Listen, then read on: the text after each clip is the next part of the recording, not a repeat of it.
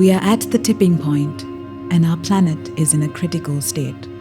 Our actions in the next 10 years will be catalytic in bringing the Earth back within its planetary boundaries. We must bend the curve on biodiversity loss, control greenhouse gas emissions, keep global temperature rise below 1.5 degrees Celsius, and prevent climate change. 50 years ago in 1972, there was a UN assembly in Stockholm talking about the human and the environment. After that, there had been a lot of initiatives. Now, after 50 years in 2022, all these countries, the member countries, are meeting to have a stock taking of the progress we made and also the future direction we should have. So this is the event which is going to be held in Stockholm in June this year. Now, this national consultation, it is going to be a very unique type of consultation where we try to reach whole of government, the whole of society. When you say whole of government, it is the national level, the provincial, and also the local authority level. The whole of society, all segment of the society, including youth, civil societies, so on and so forth. So it is a very wide consultation. That's what I said, it's a very unique opportunity.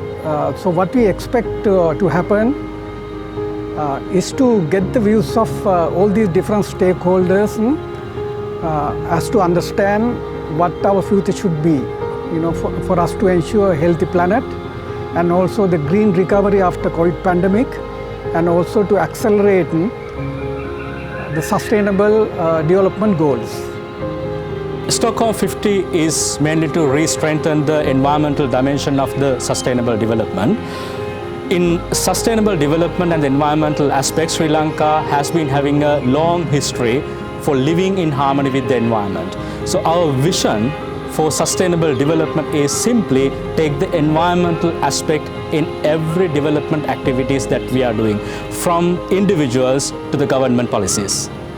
The vision of the government towards this Sustainable Development Goals is reiterated through this Sustainable Development Act of Sri Lanka, which indicate that all the government institutions, agencies should have a common vision of sustainably develop Sri Lanka.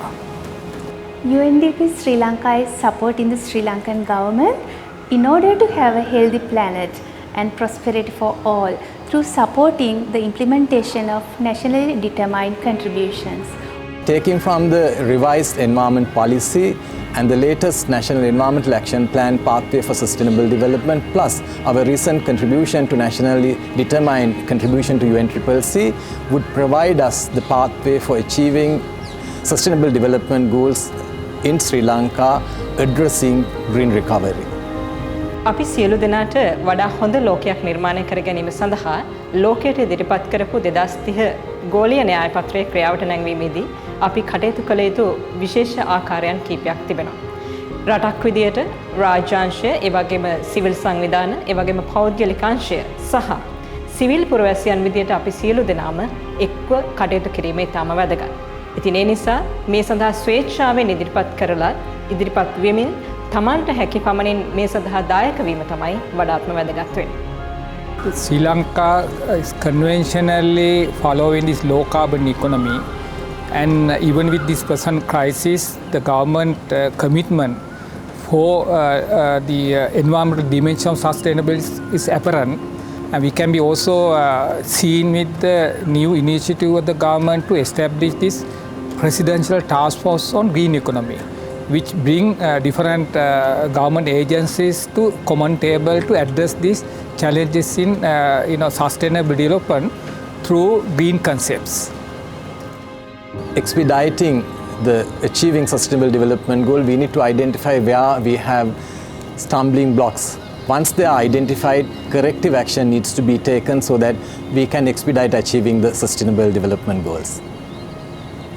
Preventing pollution, limiting climate change, and restoring nature and biodiversity is an opportunity to improve the quality of life for billions of people.